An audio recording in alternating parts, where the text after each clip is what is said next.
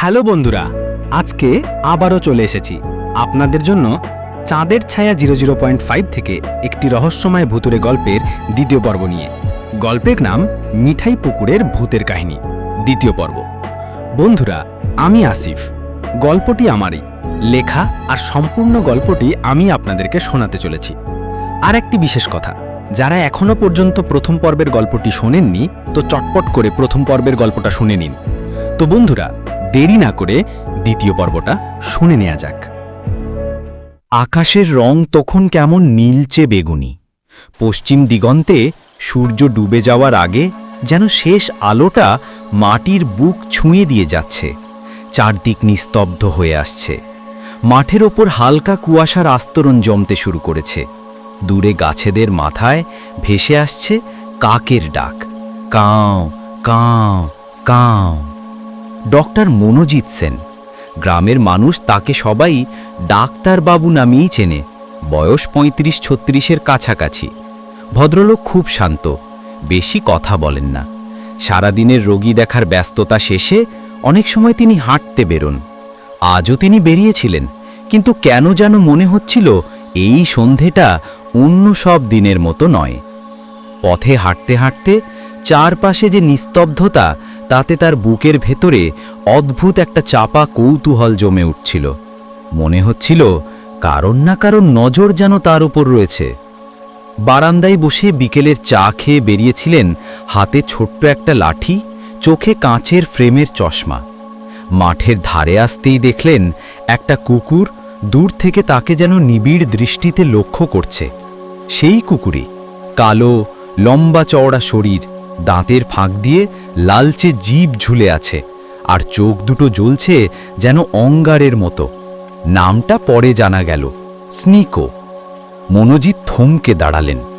কুকুরটা এভাবে তাকিয়ে আছে কেন? কোনোদিন আগে এরকম চোখে চোখ পড়েনি। বুকের ভেতর হালকা একটা শীতল স্রোত বয়ে গেল। তিনি একটু গলা খাখারি দিয়ে হাঁটা চালালেন, কিন্তু মনে হচ্ছিল কুকুরটা যেন পিছু নিচ্ছে। এই জায়গায় মনোজিৎ সেনের মনের ভেতর একই ব্যাপার। গ্রামের কুকুর সাধারণত ল্যাজ নাড়িয়ে চলে আসে, কিন্তু এই কুকুরের চোখ দুটো যেন আমার ভেতরটা দেখে ফেলছে। কেন যেন বুকের ভেতর কেমন ঠান্ডা হয়ে আসছে। এই ভয়ঙ্কর নীরবতার মাঝেই তিনি হঠাৎই খেয়াল করলেন মাঠের ওপারে কয়েকজন বৃদ্ধ লোক বসে আড্ডা দিচ্ছে। মনোজিৎ ধীরে ধীরে এগিয়ে গেলেন। কুকুর স্নিকো পিছু হাঁটে, কিন্তু তাকিয়ে রইল স্থির চোখে। বৃদ্ধরা 5 জন, সবাই ধুতি পাঞ্জাবি পরা, কেউ মাথায় গামছা বাঁধা। তারা মাটির ওপর বসে বিড়ি খাচ্ছিলেন। কাছে যেতেই থেমে গেল কথাবার্তা। আসুন ডাক্তারবাবু, বসুন, একজন বললেন, কণ্ঠস্বর খসখসে। মনোজিৎ বসে পড়লেন, চারদিকে তাকিয়ে বললেন, আপনাদের আড্ডা নষ্ট করতে চাই না, তবে একটা প্রশ্ন। এই মাঠের মাঝে ওই পুকুরটার ধারে কি আগে কখনো একটা মাটির ঘর ছিল, কিংবা কোনো বৃদ্ধ মানুষ থাকতেন এখানে? বৃদ্ধরা একে অপরের মুখ চাওয়াচাবি করলেন। কয়েক মুহূর্ত নীরবতা। তারপর একজন বললেন, ঘর? এখানে কোনোদিন ঘর দেখিনি তো। আরেকজন বিড়ির ধোঁয়া ছাড়তে ছাড়তে বলল, শোনো ডাক্তারবাবু, তুমি যদি সত্যি জানতে চাও তবে জেনে রাখো, এই মাঠটা সাধারণ মাঠ নয়। রাত্রিরে এখানে অদ্ভুত সব জিনিস দেখা যায়। আমাদের বাবাদের মুখে শুনেছি অনেক বছর আগে নাকি এখানে একটা বাচ্চা মেয়ে মারা গিয়েছিল, নাম মিঠাই। বাকিরা ধীরে ধীরে মাথা নেড়ে সম্মতি জানালো। মনোজিৎ চমকে গেলেন। মিঠাই? মেয়েটার কাহিনীটা একটু খুলে বলুন। তখন সবচেয়ে বয়স্ক বৃদ্ধ, দাড়ি সাদা হয়ে যাওয়া, মুখে সময়ের রেখা খোদাই, তিনি ধীরে ধীরে বললেন, শোনো ডাক্তারবাবু, মেয়েটা ছিল খুব ছোট, বাবার একমাত্র সন্তান। একদিন সন্ধেবেলা মাঠ পেরিয়ে যাচ্ছিল, আর তারপর থেকে আর বাড়ি ফেরেনি। অনেক খোঁজা হলো, কিন্তু শুধু শোনা গেল পুকুরের ধার থেকে কুকুরের আর্তনাদ আর একটা মেয়ের কান্নার শব্দ। সেই দিন থেকে এই মাঠ আর স্বাভাবিক নেই। মাঝে মাঝে অচেনা লোকজন বলে তারা নাকি বৃদ্ধ এক মানুষকে দেখেছে এখানে, যে নাকি তাদের ভেতরে ডেকে নেয়, কিন্তু আমরা কেউ কোনোদিন দেখিনি। মনোজিৎ ভেতরে ভেতরে কেঁপে উঠলেন। তাহলে আমি যা দেখেছি সেটা কি কেবল স্বপ্ন ছিল না? বৃদ্ধ লোকটা সত্যিই ছিল নাকি? পরদিন দুপুর, রোদ গরম, মাঠ জ্বলছে, তবুও মনোজিৎ সেন বেরিয়ে এলেন।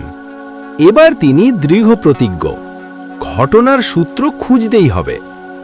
তিনি হাঁটতে হাঁটতে মাঠের মাঝামাঝি পৌঁছে গেলেন। হঠাৎ দেখলেন এক গ্রাম্য ছেলে, বয়স বড়জোর 19, গরু চড়াচ্ছে। মাথায় পুরনো টুপি, গায়ে হাফ শার্ট ছেঁড়া, হাতে লম্বা বাঁশের লাঠি। মনোজিৎ ডাকলেন, এই যে বাবা, তোমার নাম কি? ছেলেটা এগিয়ে এলো, হাসল, দাঁতগুলো ঝকঝক করছে। আমার নাম মহাদেব ডাক্তারবাবু। তুমি কতদিন ধরে এখানে গরু চড়াও? জন্মের পর থেকেই এই মাঠে আসি। আমার বাবাও আসতো। আমাদের গরুগুলো সবসময় এখানেই চড়ে। মনোজিৎ কিছুটা থেমে বললেন, তাহলে একটা কথা বলো তো, এই মাঠের মাঝখানে কি কোনোদিন কোনো ঘরবাড়ি দেখেছ, কিংবা কোনো বৃদ্ধ মানুষকে? ছেলেটা অবাক হয়ে তাকালো। ঘর? না তো, কোনোদিন দেখিনি। আমি ছোট থেকে খেলেছি, দৌড়েছি, গরু চড়িয়েছি, কিন্তু কোনোদিন এখানে কোনো ঘর পাইনি, আর কোনো বৃদ্ধ মানুষকেও না। মনোজিৎ হঠাৎ গলায় শুষ্কতা টের পেলেন। তাহলে আমি কি দেখেছিলাম সেদিন? ছেলেটা হেসে বলল, ডাক্তারবাবু হয়তো স্বপ্ন দেখেছিলেন, তবে গ্রামের লোকেরা বলে রাত্রিরে মাঠে গেলে অদ্ভুত সব শব্দ শোনা যায়, অনেকে ভয় পায়। মনোজিৎ দীর্ঘক্ষণ ছেলেটার সঙ্গে কথা বললেন। মাঠ, পুকুর, চারপাশের রহস্য সবকিছু নিয়ে কিন্তু শেষে একই উত্তর, কোনো ঘরবাড়ি এখানে কোনোদিন ছিল না। মনোজিতের মনে, তাহলে কি আমি বিভ্রমে ভুগছি, নাকি কোনো অলৌকিক শক্তি আমার সামনে এসে দাঁড়িয়েছিল? বৃদ্ধ আর সেই কুকুর স্নিকো, ওরা কি সত্যি আছে? সন্ধ্যের পর ডাক্তারবাবু ঠিক করলেন আজ তিনি একা একাই মিঠাই পুকুরের ধারে যাবেন। গ্রামে যাদের জিজ্ঞেস করছেন সবাই বলছে কোনো ঘর দেখিনি, কোনো বৃদ্ধ মানুষ দেখিনি, কিন্তু তার চোখে দেখা ছবিটা, সেই স্নিকোর জলজলে চোখ, সেই বৃদ্ধের রহস্যময় উপস্থিতি, সব কি তবে মনের ভুল? চোখে চশমা, হাতে লাঠি, কাঁধে একটা ছোট ব্যাগে টর্চ নিয়ে তিনি পা বাড়ালেন। গোধূলি আকাশ এখন একেবারে কালচে নীল। দূরের বাঁশঝাড়ে ঝিঁঝি পোকাদের ডাক শুরু হয়ে গেছে। ঝি ঝি ঝি ঝি, যেন পুরো রাতটা তাদের হাতে তুলে দেওয়া হয়েছে। পথের ধারে কোথাও কোথাও শিয়ালের ডাক শোনা যাচ্ছে। বাতাসে ভেসে আসছে শ্যাওলা আর কাদার গন্ধ। পুকুরের ধারে পৌঁছেই তিনি থমকে দাঁড়ালেন। জলে চাঁদের আলো পড়েছে, জলের ঢেউয়ে সেই আলো ভেঙে ভেঙে যাচ্ছে। কিন্তু হঠাৎ যেন মনে হলো কারোর পদচিহ্ন আছে কাদায়, কারোর হেঁটে যাওয়া। কে আছো? মনোজিৎ গাক দিলেন। নীরবতা, শুধু এক ঝটকা হাওয়ার শব্দ। কিন্তু পরক্ষণেই ডান দিকের বাঁশঝাড়ের ফাঁক থেকে যেন কারোর হালকা গলা শোনা গেল, ডাক্তারবাবু, ডাক্তারবাবু। মনোজিৎ শির দ্বারায় ঠান্ডা স্রোত বয়ে যেতে অনুভব করলেন। কণ্ঠস্বরটা যেন এক বৃদ্ধ লোকের। তিনি টর্চ জ্বালালেন, আলো ঘুরিয়ে দিলেন, কিন্তু কিছুই নেই। মাটির ওপরে শুধু এক কালো কুকুর, চোখ দুটো অঙ্গারের মতো জ্বলছে। স্নিকো। কুকুরটা দাঁড়িয়ে আছে স্থির হয়ে। ডাক্তারবাবুর মনে হলো সে যেন তাকেই ডাকছে, সামনে যেতে বলছে। এ কি সত্যি? আমি কি ভয় পেয়েছি, নাকি আমাকে টেনে নিচ্ছে কেউ? তারপর ডাক্তারবাবু একটু ভয় পেয়ে সেখান থেকেই বাড়ি ফিরে গেলেন। পরদিন সকালে ডাক্তারবাবু ক্লিনিকে বসেছিলেন। রোগী দেখা শেষ করে বারান্দায় বেরোলেন। তখন এক গ্রাম্য মেয়ে এসে দাঁড়ালো। বয়স বড় জোর 18, গায়ের রং শ্যামলা, কপালে ছোট লাল টিপ, শাড়ি পরা, নাম গৌরী। সে দ্বিধাভরে বলল, ডাক্তারবাবু, একটা কথা বলবো? মনোজিৎ অবাক হয়ে তাকালেন। বলো গৌরী, কি হয়েছে? আপনি কি গতকাল রাত্রিরে মিঠাই পুকুরের ধারে গিয়েছিলেন? মনোজিৎ একটু চমকে গেলেন। কেন? ওখানে যাওয়া একেবারেই ঠিক না। আমার ঠাকুমা বলতো ওই পুকুরের ধারে সন্ধ্যের পর গেলে মানুষ আর ফিরে আসে না। আমার এক মামা একবার গিয়েছিল, তারপর থেকে সে পাগল হয়ে যায়। শুধু রাত্রিরে বসে বসে বলে, আমি বৃদ্ধকে দেখেছি, আমি বৃদ্ধকে দেখেছি। আপনারও ক্ষতি হতে পারে। মনোজিৎ শান্ত গলায় বললেন, তাহলে কি সত্যি কোনো বৃদ্ধ আছে ওখানে? গৌরী থমকে গেল, তার চোখে যেন জল এসে গেল। আমি জানি না ডাক্তারবাবু, তবে দয়া করে আপনি আর ওখানে যাবেন না। আমরা আপনাকে দরকার। গ্রামের সবাই আপনাকে ভরসা করে। মনোজিৎ মনে মনে ভাবলেন, এই রহস্যের সত্যতা না জেনে আমি থামতে পারবো না। গৌরীর সতর্কবার্তা মনে রাখব, কিন্তু এই রহস্য আমাকেই ভেদ করতে হবে। সন্ধ্যা নেমে এসেছে, আকাশে লালচে আভা মিলিয়ে যাচ্ছে। পুকুর পাড়ের বটগাছের নিচে হালকা বাতাস বইছে। ডাক্তার মনোজিৎ সেন আজ আবার সেই পথ ধরে ফিরছেন যেদিক দিয়ে সকালের আলোয় গ্রাম দেখেছিলেন। কিন্তু আজ পরিবেশ ভিন্ন, যেন চারদিক থেকে কেউ অদৃশ্য চোখে তাকিয়ে আছে। হঠাৎই একটি মেয়ে তার সামনে এসে দাঁড়ালো। গ্রামের মেয়ে, সাধারণ শাড়ি, সাদামাটা চেহারা, কিন্তু চোখে এক অদ্ভুত সতর্কতার ছাপ। ডাক্তারবাবু থামুন, আপনাকে একটা কথা বলতেই হবে। কে তুমি? এত ব্যস্তভাবে কেন ডাকছো আমাকে? ডাক্তারবাবু, আমি গৌরী, চিনতে পারছেন না? আপনি যে জায়গা ঘুরে বেড়াচ্ছেন ওটা নিরাপদ নয়। অনেকেই গেছে কিন্তু ফিরতে পারেনি। আমি চাই না আপনিও তাদের মতো হয়ে যান। গৌরী, তুমি একা অন্ধকারে ওখানে দাঁড়িয়ে আছো? ভয় করছে না তোমার? করছে, কিন্তু আপনার কিছু হলে আমাদের গ্রামের মানুষের বড় ক্ষতি হয়ে যাবে। ডাক্তারবাবু কিছুক্ষণ মেয়েটির মুখের দিকে তাকিয়ে থাকলেন। গৌরীর চোখে ভয়ের ছায়া, যেন সে নিজেই কিছু দেখেছে, যা বলতে ভয় পাচ্ছে। তুমি এত নিশ্চিতভাবে বলছো কেন? তুমি কি কিছু দেখেছো, নাকি শুধু গুজব শুনে ভয় পাচ্ছ? গুজব নয় ডাক্তারবাবু, আমি নিজে দেখেছি। এক রাতে পুকুরের ধারে এক কালো ছায়া দাঁড়িয়েছিল, চোখ লাল হয়ে জ্বলছিল। সেই চোখ আমি আজও ভুলতে পারিনি। ডাক্তার সেনের বুকের ভেতর কেমন অদ্ভুত শীতলতা ছড়িয়ে গেল, অথচ তার মুখে কোনো ভয়ের ছাপ নেই। তিনি ধীর কণ্ঠে উত্তর দিলেন, আমি ডাক্তার গৌরী। ভয়কে আমি চিকিৎসা দিয়ে ব্যাখ্যা করি। হয়তো তোমার দেখা ছায়া কেবল কল্পনা, কিন্তু তোমার সতর্কতার জন্য ধন্যবাদ। না ডাক্তারবাবু, কল্পনা নয়। ওই জায়গার সঙ্গে রক্তের ইতিহাস জড়িয়ে আছে। মিঠাইয়ের আত্মা শান্তি পায়নি, আর সেই কুকুরটা সেই সব কিছু জানে। সাবধানে থাকবেন, দয়া করে সাবধানে। ডাক্তার সেন গৌরীর চোখে তাকালেন।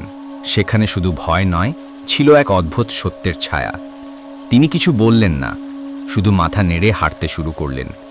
পেছনে দাঁড়িয়ে রইল গৌরী, তার কণ্ঠস্বর বাতাসে ভেসে এলো, ডাক্তারবাবু, অন্ধকারকে হালকাভাবে নেবেন না। অন্ধকারেরও নিজের ভাষা আছে। আকাশে তখন চাঁদ উঠেছে, কিন্তু তার আলো যেন গ্রামটাকে আরও রহস্যময় করে তুলেছে। ডাক্তার মনোজিৎ সেনের মনে সেই সতর্ক বার্তা গভীর ছাপ ফেলল। হয়তো ভয় নয়, কিন্তু অস্বস্তির ছায়া তার ভেতরে গাঢ় হতে লাগল। সেদিন রাত্রিরে মনোজিৎ বাড়ি ফিরলেন। বাতাস ভারী, আকাশে মেঘ জমছে। টেবিল ল্যাম্পের আলোয় বই পড়তে পড়তে কখন ঘুমিয়ে পড়েছেন টেরই পাননি। স্বপ্নে তিনি আবার সেই মাঠে, চারপাশ কুয়াশায় ঢাকা। মাঝখানে দাঁড়িয়ে আছেন সেই বৃদ্ধ, শুকনো চেহারা, সাদা দাড়ি, চোখে গভীর দৃষ্টি, পাশে স্নিক। বৃদ্ধ ধীরে ধীরে হাত বাড়ালেন, ফিসফিস করে বললেন, মনোজিৎ, তুমি এসেছ? অনেক দেরি হয়ে গেছে, আমাদের মুক্তি দাও। মনোজিৎ ঘেমে উঠলেন, হঠাৎ জেগে উঠলেন।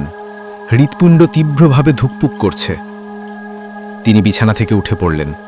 বুকের কাছে চাপা একটা কৌতূহল যেন উথলে উঠছে। টেবিলের উপর কয়েকটা পুরনো নোট বই এলোমেলো পড়ে আছে। হঠাৎ তার চোখে পড়ল একটা খুব পুরনো কালি দাগ লাগা বই, যেটা গ্রামের একজন বৃদ্ধ রোগী অনেক আগে তাকে দিয়েছিলেন। এটা হয়তো তোমার কাজে লাগবে বলে। বইটা খুলে দেখলেন ভেতরে গ্রামের পুরনো ইতিহাস লেখা, আর তাতেই এক জায়গায় একটা নাম স্পষ্ট, মিঠাই। পড়তে পড়তে তিনি আবিষ্কার করলেন এই পুকুরের ধারে একসময় সত্যিই একটা ঘর ছিল। সেখানে এক বৃদ্ধ মানুষ থাকতেন আর তার নাতনি মিঠাই। একদিন অদ্ভুতভাবে মেয়েটা হারিয়ে যায়। গ্রামের লোকেরা বলে তখন থেকেই এই জায়গা অশান্ত হয়ে ওঠে। মনোজিৎ স্তব্ধ হয়ে গেলেন। তাহলে আমি যা দেখেছিলাম সেটা সত্যিই কোনো পুরনো ইতিহাসের ছায়া? বৃদ্ধ আর মিঠাই, তাদের আত্মা কি এখনো এই মাঠের বুকে ঘুরে বেড়াচ্ছে? বইয়ের ইতিহাস পড়ার পর মনোজিৎ আরও নিশ্চিত হলেন এখানে কিছু একটা আছে, কিন্তু চোখে যা দেখেছেন সেটাকে প্রমাণ করা কঠিন। তাই তিনি ঠিক করলেন আরেকবার রাতে মাঠের ধারে যাবেন। সেদিন রাতটা ছিল অমাবস্যা, আকাশে চাঁদ নেই, চারদিকে অন্ধকার। টর্চটা নিয়ে তিনি বেরোলেন। পুকুরের কাছে গিয়ে দাঁড়াতেই হঠাৎ দেখলেন জলের ওপরে ভেসে উঠল এক অদ্ভুত আলো। প্রথমে ছোট গোল আলোর মতো, তারপর ধীরে ধীরে সেটা লালচে আগুনের গোলায় পরিণত হলো, যেন কেউ জলের নিচ থেকে আগুন ছড়ে দিল। মনোজিৎ বিস্ময়ে হাঁ হয়ে গেলেন। তার চারপাশে কেমন ভয়ার্ত শীতলতা ছড়িয়ে পড়ল। বাতাসে এক ভয়ানক গন্ধ, যেন পোড়া কাঠ আর পচা শ্যাওলার মিশ্রণ। ঠিক তখনই স্নিকো এসে দাঁড়ালো পাশে। কুকুরটার চোখে আগুনের আলো প্রতিফলিত হচ্ছে। সে ঘেউ ঘেউ করতে লাগলো, দাঁত বের করে জলে ঝাঁপাতে চাইছে। মনোজিৎ বুকের ভেতর চাপা ধাক্কা অনুভব করলেন। হঠাৎ মনে হলো ওই আলো শুধু আলো নয়, সেটা কারোর ডাকা। কেউ যেন তার নাম ধরে বলছে, মনোজিৎ, মনোজিৎ। পরের দিন সকালে তিনি গ্রামে কয়েকজন বয়স্ক মানুষকে ডাকলেন। এরা 50-60 বছর বয়সী, গোঁফ দাড়ি পাকা, চোখে অভিজ্ঞতার ছাপ। মনোজিৎ প্রশ্ন করলেন, আপনারা কি মিঠাই পুকুরের ইতিহাস জানেন? তারা একে অন্যের দিকে তাকালো। তারপর গ্রামের সবচেয়ে বয়স্ক মানুষ হরিদাস কাকু গলা খাকারি দিয়ে বললেন, ডাক্তারবাবু, সব কথা তো আর সবার সামনে বলা যায় না, তবে যেহেতু আপনি খোঁজ করছেন, শোনান এক টুকরো কাহিনী। এই পুকুরে আসলে একসময় বসত ছিল মল্লিক পরিবারের। তাদের নাতনির নাম ছিল মিঠাই, খুব সুন্দর, সবার আদরের। কিন্তু একদিন সন্ধ্যের পর মেয়েটি পুকুর পাড় থেকে নিখোঁজ হয়ে যায়। গ্রামের লোক খুঁজেও পায়নি। তারপর থেকেই ওই বাড়িটা ফাঁকা হয়। বৃদ্ধ দাদু আর টিকতে পারেননি, শোকে মারা যান। এরপর থেকে নাকি মাঝে মাঝে কেউ কেউ ওকে দেখতে পায়। পুকুরের ধারে বসে আছেন, কুকুরটাও সাথে আছে। মনোজিৎ মন দিয়ে শুনলেন, জিজ্ঞেস করলেন, তাহলে মেয়েটার কি হয়েছিল? হরিদাস কাকু দীর্ঘশ্বাস ফেললেন, কেউ জানে না, তবে লোকমুখে শোনা যায় মেয়েটিকে নাকি কেউ ডুবিয়ে মেরেছিল, আর লাশ কখনো পাওয়া যায়নি।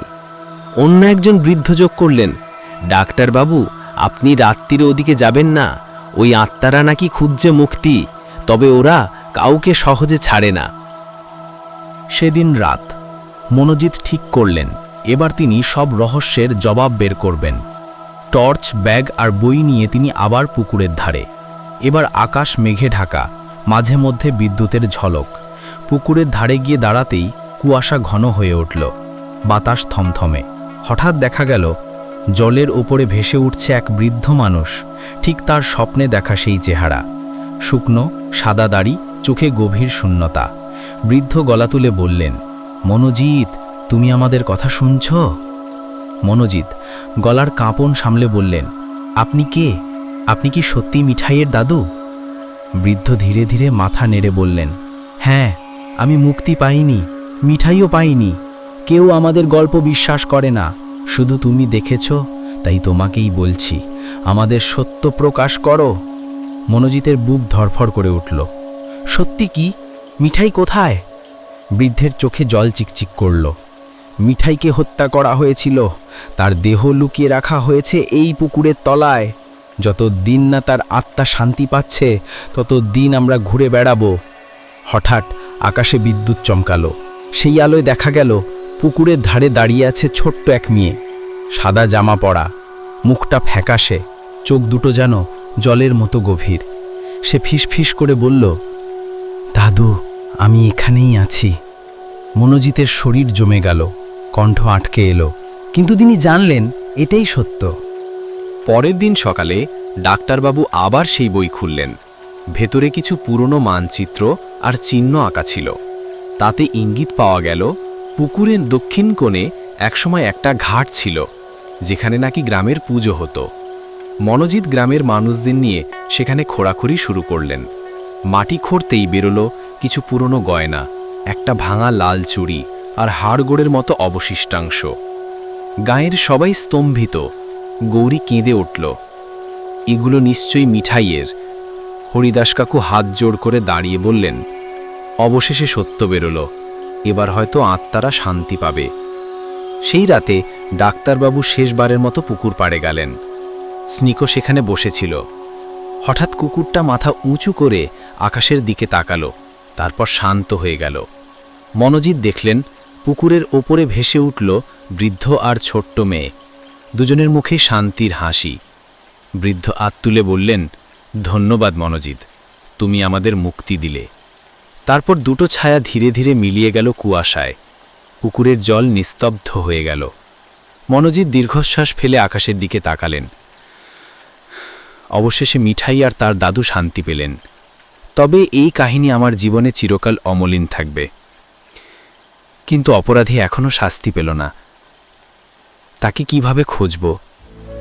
বন্ধুরা, এতক্ষণ শুনছিলেন চাঁদের ছায়া 00.5 থেকে আজকের গল্প মিঠাই পুকুরের ভূতের কাহিনী দ্বিতীয় পর্ব। বন্ধুরা, এখনো পর্যন্ত আপনাদের মনের মধ্যে অনেক রকম প্রশ্ন জেগে আছে। সেই রহস্যের উত্তর পেয়ে যাবেন মিঠাই পুকুরের ভূতের কাহিনী তৃতীয় পর্বে, অর্থাৎ শেষ পর্বে। বন্ধুরা, আমাদের এই গল্পটি আপনাদের ভালো লেগে থাকলে অবশ্যই একটি লাইক এবং একটি কমেন্ট করে দেবেন।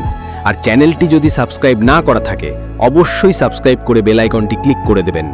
আর বিশেষ করে গল্পের মধ্যে যদি কোনো ভাষা সংযুক্ত ত্রুটির মধ্যে ভুল হয়ে থাকে ক্ষমা করবেন।